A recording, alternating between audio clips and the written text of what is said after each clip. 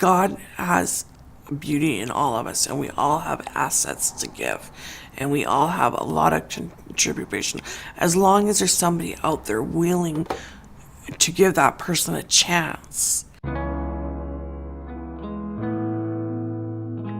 I got gas in a pop bottle, and I didn't realize I had gas in myself. I thought I was just smelling it, from the pop bottle. Well, I went and lit a smoke, and from the fumes, it just combusted, and I burnt over 80% of my body. And then the ambulance drivers came, and the fire department, they all came. They loaded me up in the ambulance. So they put 2 IVs in my feet, and from there I woke up 2.5 months later. The hospital says that they get 1 miracle a year, and I was that miracle that year.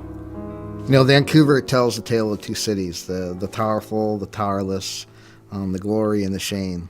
It's one of the most beautiful places in the world, and yet when you come into the downtown east side, it's almost like going into another world. The downtown east side is a place that's really challenged by homelessness and poverty, people that are addicted to drugs and alcohol, people that are dealing with disability and mental health issues. Mission Impossible provides basic street-level care to people experiencing homelessness and poverty in the downtown east side. We really believe that building deep relationships with people is the best opportunity to move them towards life change. My company shut down that I was working for. Shut down, it went out of business. I was bored at home, so I thought, I should go volunteer somewhere and go help out. I want to go volunteer at a place where I felt helped me out. And the first place that popped in my mind was Mission Impossible. I met Linda at a breakfast at Mission Impossible. Just started talking with her, and I found out very quickly that she was very interested in trying to find something to do, to get out and to begin to engage in the world again. So I came the next day, and then the next day, and the next day, and I just never really left, to be honest. For the very first day I started volunteering, I've been coming 5 days a week.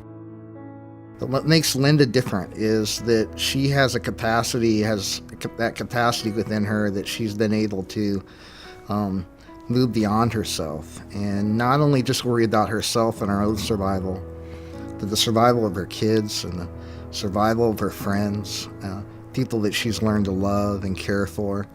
And she's almost seen as a mother down here, People look to her for advice, they look to her for help, they look to her for encouragement and for love, and she offers it freely to them. I don't consider them clients or, I consider them family and friends. And it's a lot easier to help a family member out than it is to help a client out.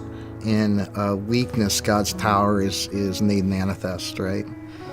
And that's what you see when you see Linda rolling along in her wheelchair down the street in the downtown east side. Not somebody that's weak, but somebody that's powerful.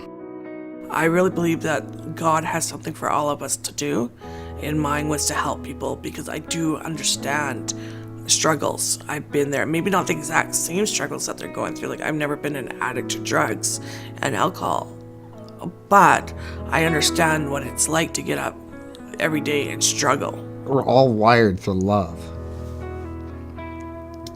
And it's when we're able to see each other as we truly are, as God sees us, is when we're able to tap into the love that God has gifted us. And that's God's creation. That's how He's made our world, right? But He also works through individuals the same way, through their personality, You may not see it by looking at them as you can the mountains and the rainforest and stuff like that. That type of beauty you can see just by looking at, right? People's beauty, you got to get to know them to see their beauty.